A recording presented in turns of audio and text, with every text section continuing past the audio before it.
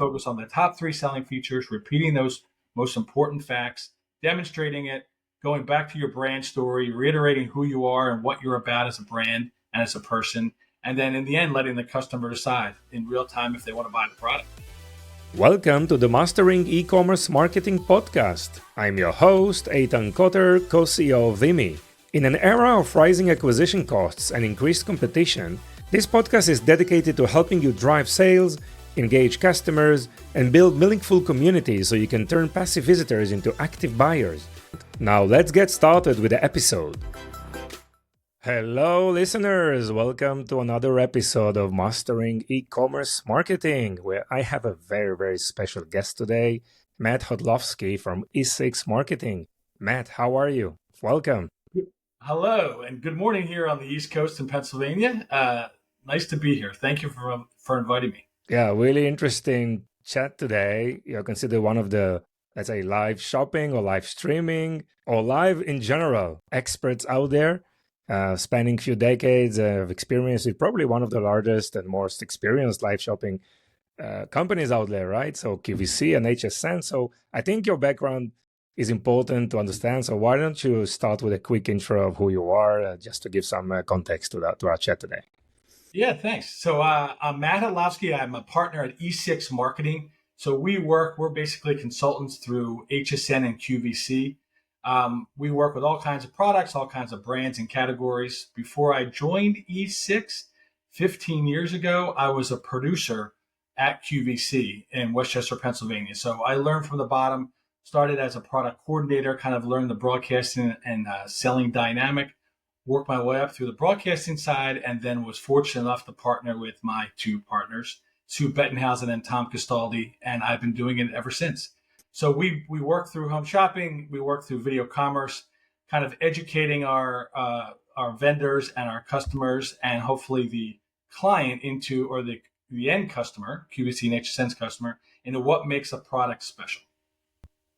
I mean, it's very interesting to see how many years people are focused on the category, right? And I know you've been on that specific area for so many years. Why you are so passionate about it and what inspired you so much about it? Yeah, so it's so funny. I was into broadcasting.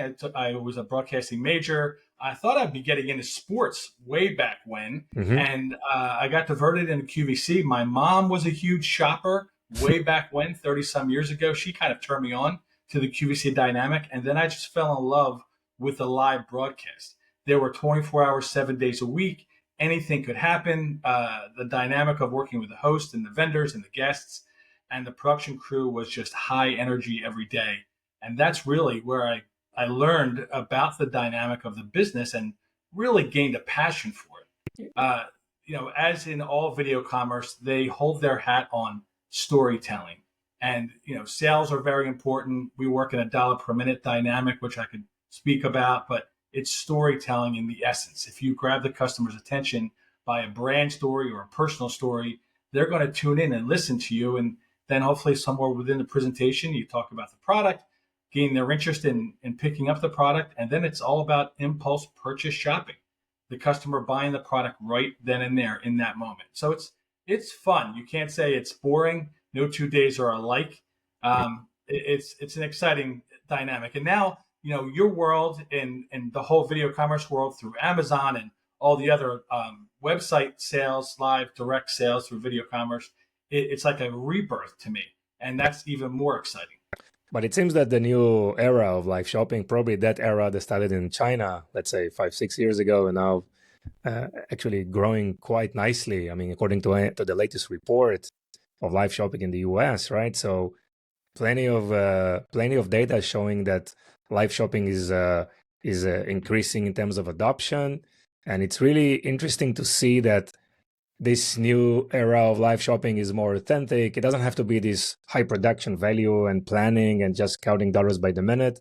Anyone can go live from a mobile phone, just stream everywhere, right? And it's something that is really, really interesting. And on the other side of the spectrum, probably you have the QVC HSN, big screen, different types of let's say more broadcast processes and airtime. It's kind of a different aspect and processes. Can you tell us take us behind the scenes of that QVC HSN environment or workflows or processes that to go live in each one of those shows. Yeah, so both networks are owned by a company called Curate Holdings. It's a $2.4 billion company. It's a very big company based in Colorado in the U.S. QVC and HSN are probably almost half of that, 1.5 or so, the last quarter report. It's a big company. QVC is a 38-year-old company. HSN's a little older, 41, I believe. And they're in a number of different countries. They've got, probably over 20,000 employees between them. But all they do is live shopping. So they're 24 hours, 7 days a week of engaging storytelling. So they go down to the minutia, putting shows together that are relative, products are relative within the shows. A show could be a single hour, it could be a 2 or 3 hour show. Presentations could be anywhere from 6 minutes to a full hour. If it's an expensive product like a television or a mattress, they'll spend 60 minutes on that product. But most products are lasting between 6 and 8 minutes or so.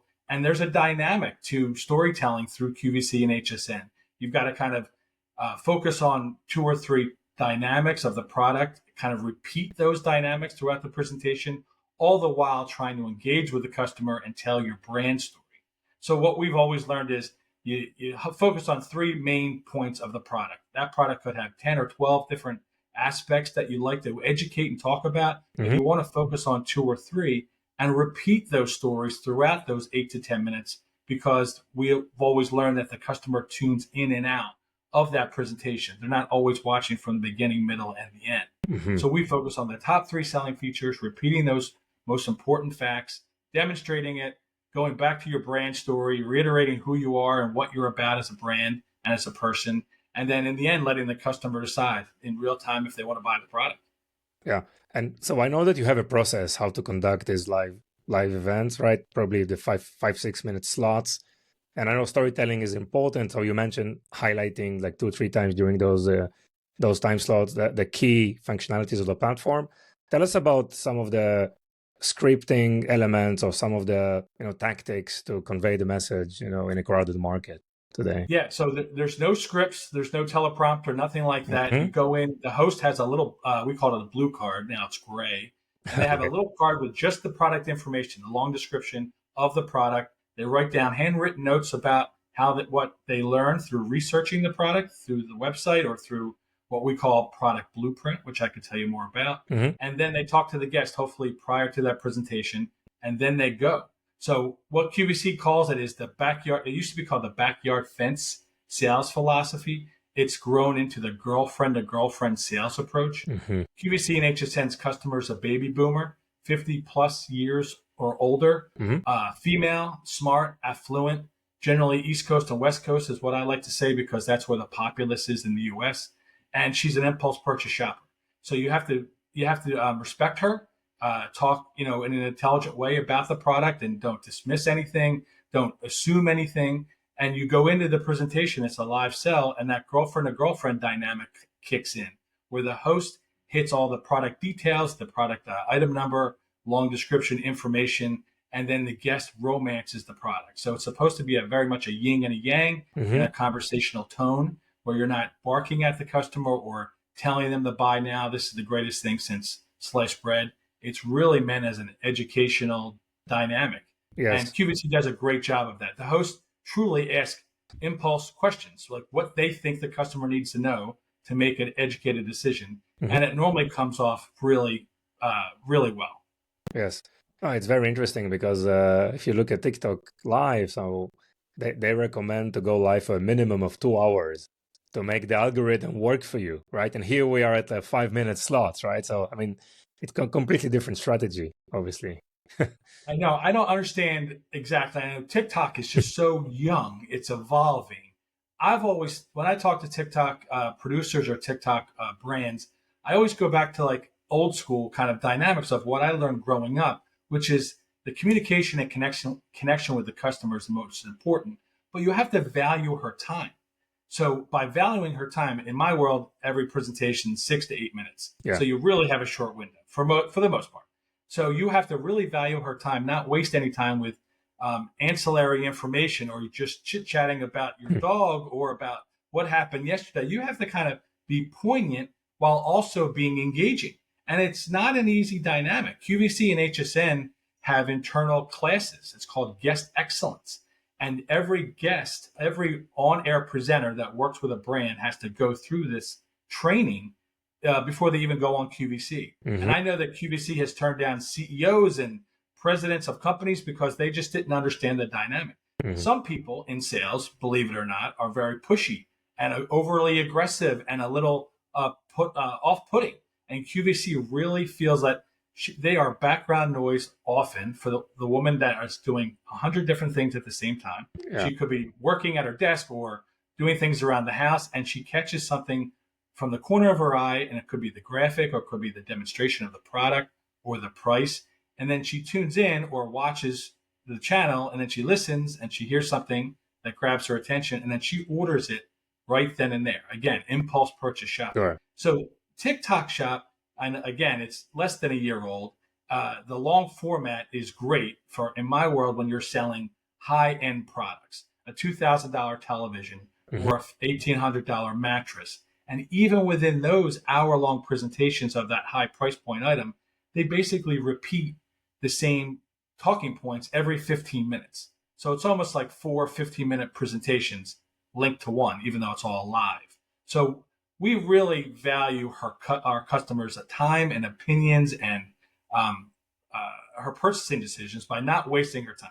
So I know TikTok Shop and brands that sell on their websites, everyone's learning right now. I think it's a rebirth of what has started over 40 years ago at QVC and HSN. Yeah. Even direct response television, like infomercials. Some of your viewers and listeners probably even don't even understand the dynamic of infomercials. That truly was the birth of live or shopping through video.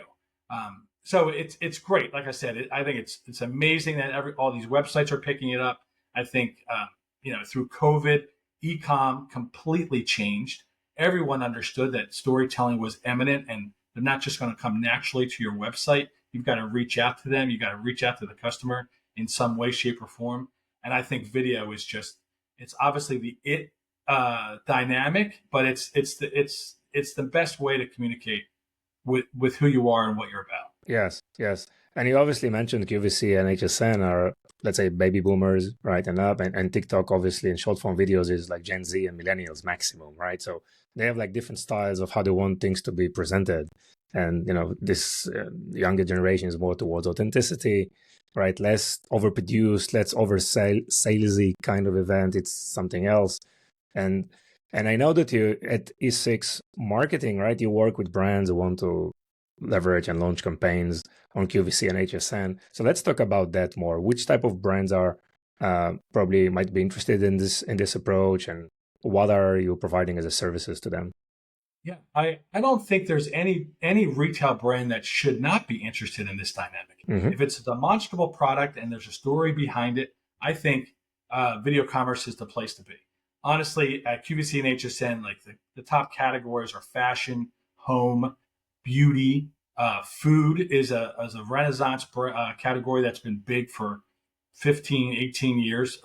Showing the product, slicing, the old term of slicing a cake with a spoon to show how moist and decadent the product is.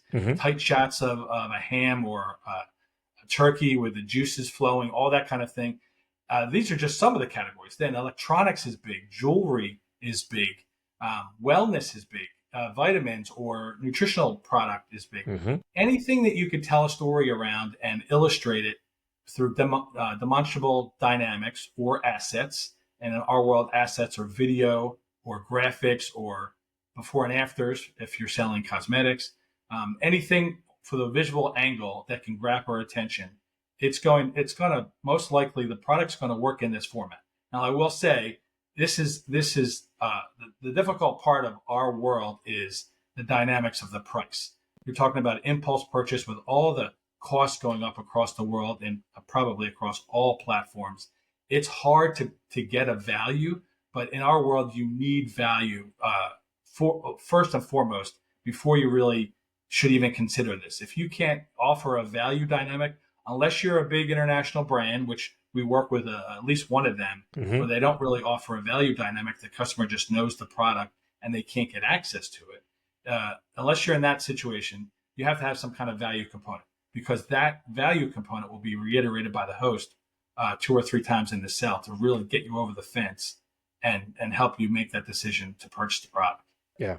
So what's the process from the brand perspective? They want to launch on QVC or HSN. What's required from them? How the process looks like?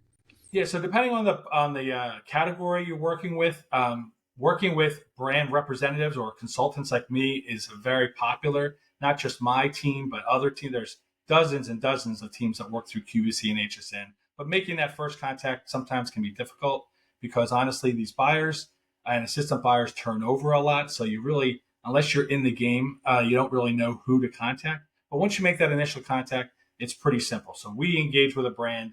We talk about what we do. We kind of talk about our history and what QVC and HSN does. And normally once we have that initial conversation, we've already kind of vetted the brand to make sure that we think the brand can work in this format. It's just a matter of if they think it can and if the pricing and the illustrations and assets can work. So then we engage with them and then we introduce the brand to the buyer. Pretty simple, half-page email, real quick. We have relationships with all the buyers on both channels. And then they get back to us pretty quick. Either we're trying to fill white space and they don't have a brand quite like this, or if we're introducing a brand that they already have brands in that space, we might have a different angle or better price or a different story that they would consider engaging the brand with. And then we usually, pre-COVID, we'd have a face-to-face meeting with the buyers. It'd be very engaging and personal. Nowadays, we do it over Skype often, where the buyers engage with the brand, just kind of like we're doing today. And we find out if it can work. And then once we get the pricing down and the dynamic of the storytelling and the product down, then we prepare for the airing. So I talked about earlier about blueprints. QVC, I learned this when I was a producer at QVC. They call them the blueprints for success. So all it is a Word document educating anyone internally at QVC or HSN about the product.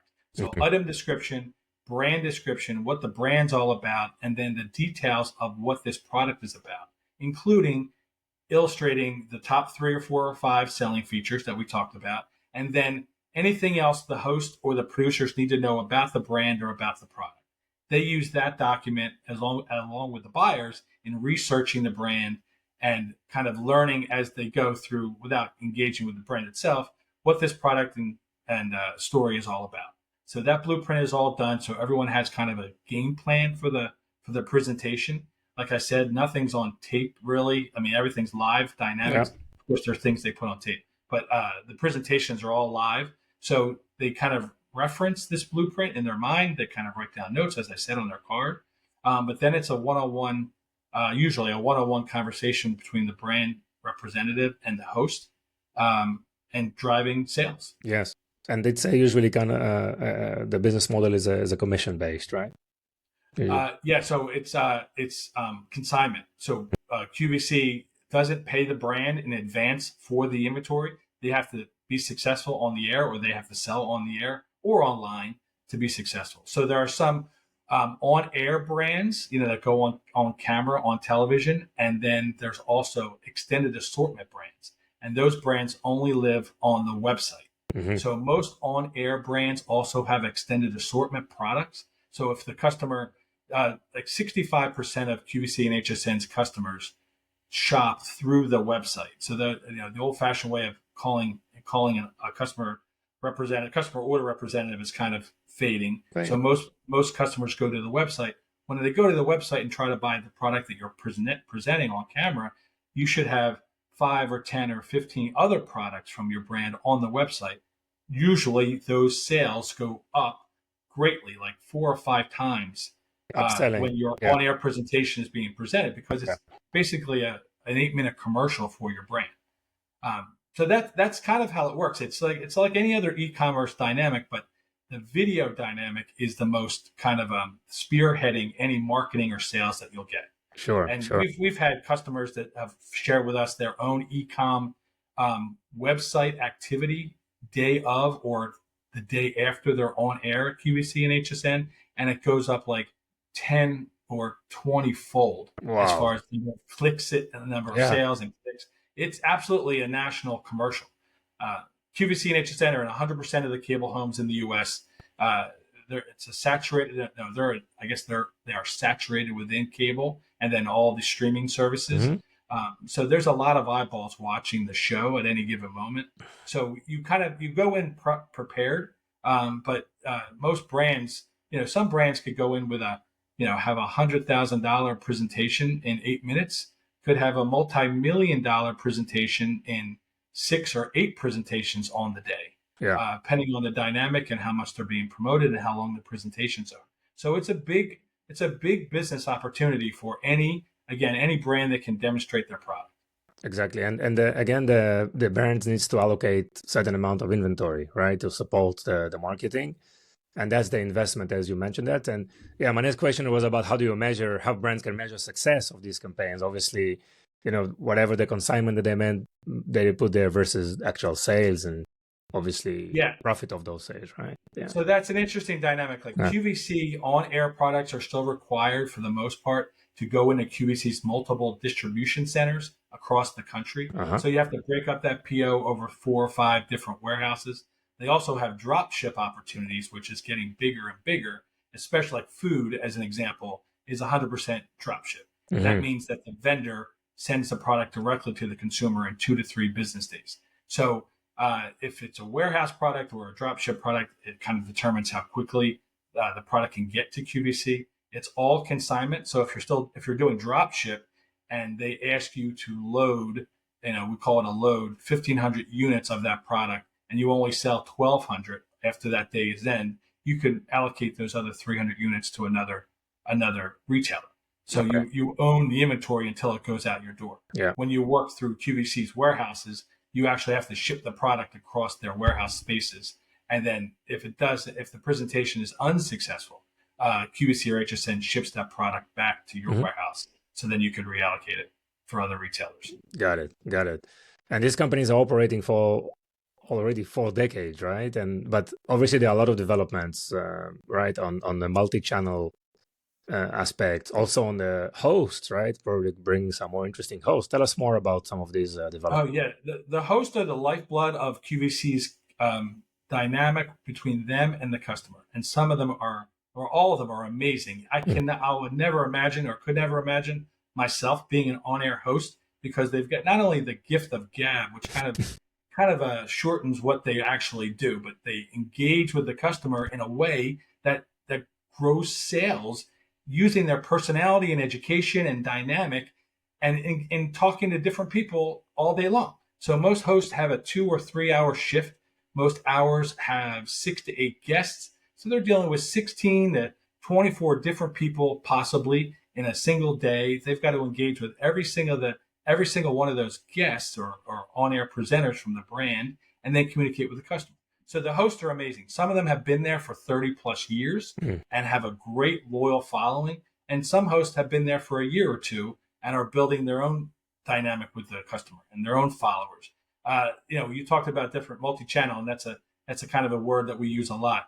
QVC and HSN have their own streaming app called QVC and HSN Plus, which is sales content, which is videos from QVC and HSN's presentations. It's also original programming. They create original content that you might see on the Food Network or on ABC Network or CBS Network or something like that. Really quality content. So that's their plus dynamic. Then they have live streaming. So they have live streaming on their app pretty much all day long, which is just brands engaging with their customer, not selling product, but just trying to engage and build that following by educating them on the brand, what they're about, what they do, how they use the product maybe, but not really selling. It's live streaming. It's more about complete education. And just recently, a month ago, QVC engaged on TikTok. So they do TikTok live shops now. They have over 1 million followers on TikTok. So you wouldn't think this baby boomer, 50-year-old plus woman would be on TikTok following QVC, but they are. And those presentations are shorter, obviously, just like the TikTok dynamic, but it's the same kind of energy and excitement that a QVC presentation would have. They focus on 2 or 3 different things. and kind of engage the customer that way and then move on to the next thing. But I find it funny or interesting that you and I are speaking this week. This was a very interesting week, specifically at QVC. On Saturday, 2 days ago, they had Kevin Hart on selling a vitamin mix product. Kevin Hart is a big U.S. Comedian who is now engaged with video commerce. Naomi Watts, an Australian-born actress, international star, she launched her beauty brand last Friday, I believe, on QVC Live. She was in the studios. And then this coming week, Coldplay, the music band, is launching an album, and they're debuting an album right on QVC Live later this week. So not only do they engage with these kind of celebrities and these kind of larger, I guess, dynamics, but then the mom and pop brands are truly what make them special.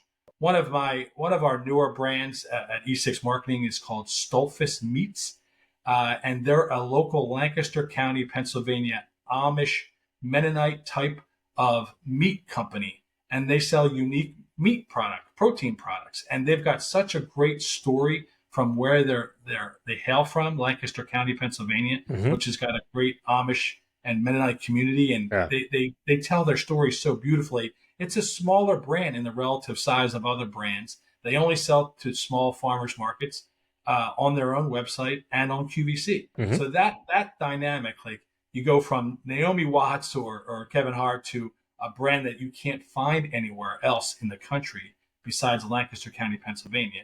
And that's what makes QVC and HSN special. Interesting.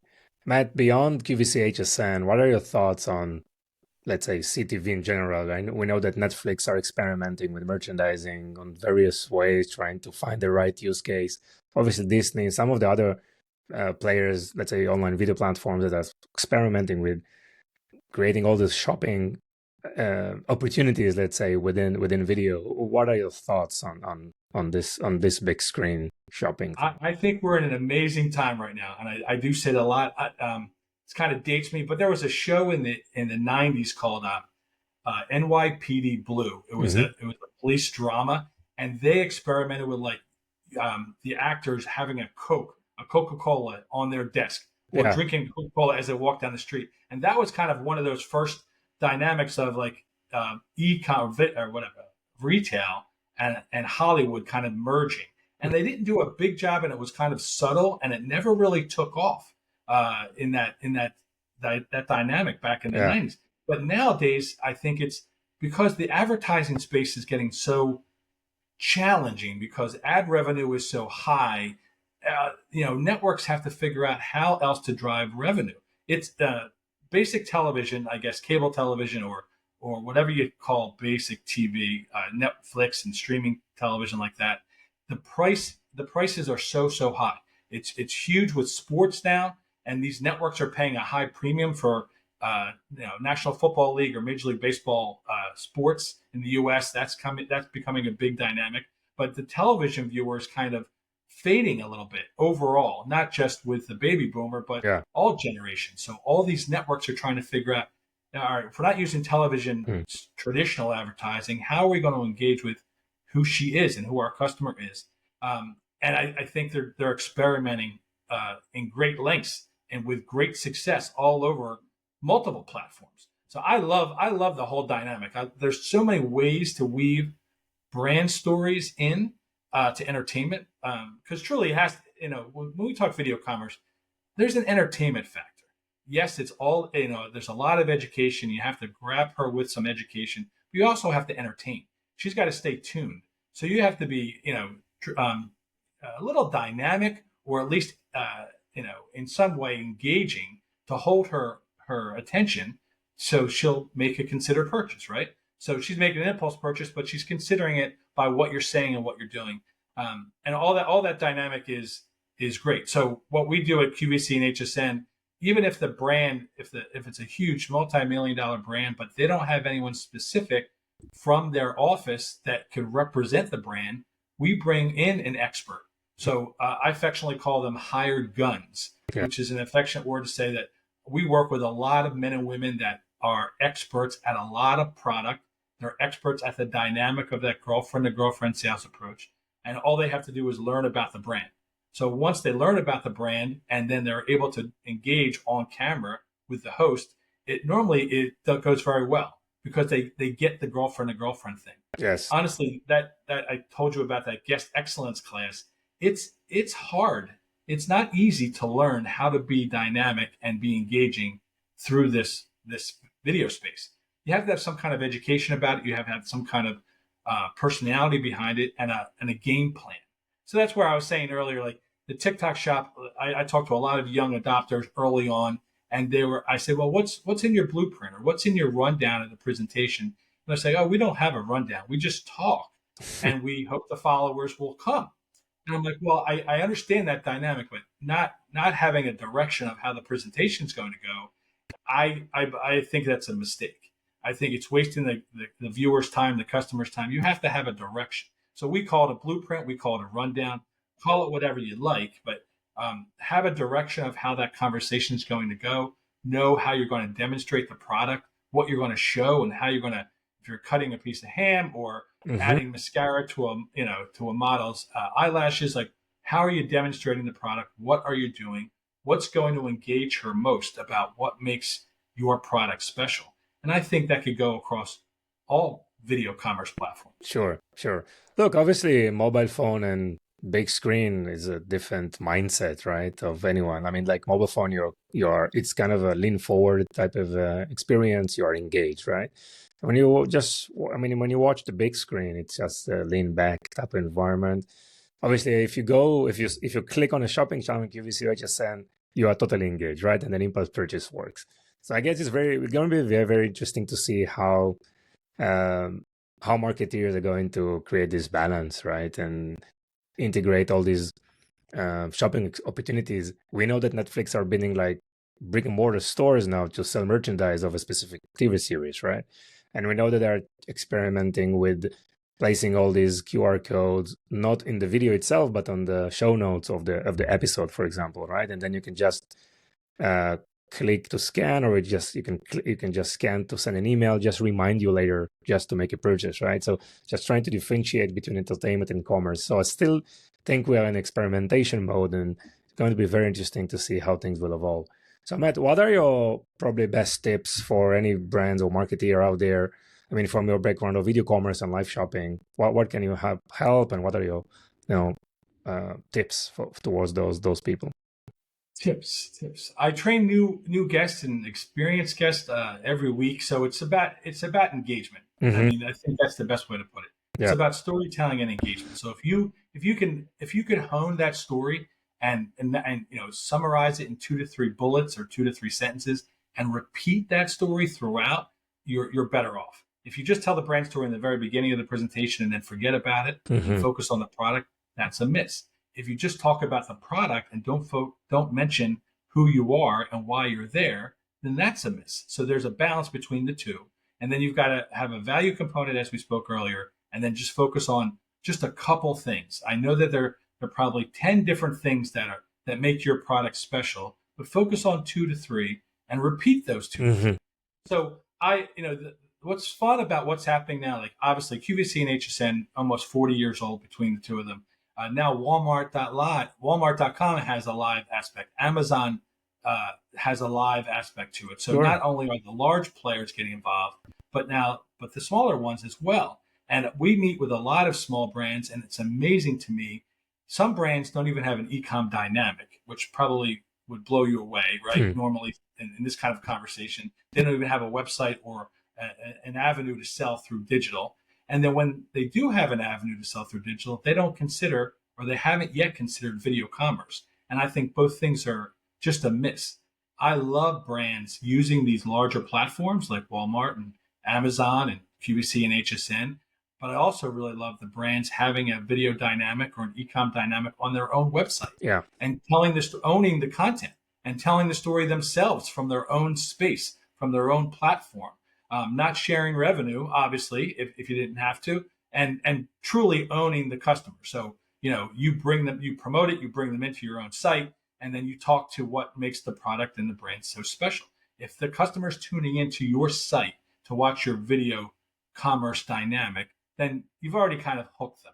They already like your brand and want to learn more about your brand. So it's reiterating what makes you special and then talking about the products that you're presenting.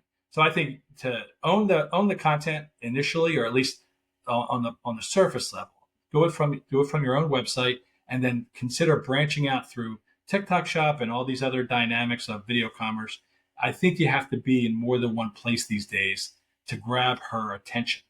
Yes. She's fickle. She's busy. She's got a lot going on. It's hard to nail her down. So you have to kind of be, and I won't say everywhere, but you have to be more than one place to really truly engage with her. Yes, important. So Matt, I very interested in work-life balance. What do you do outside of work?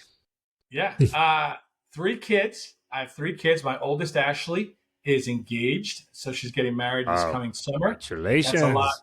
Yeah, that conversation happens a lot at the dining room table. Putting together her wedding, and we're very excited about all of that.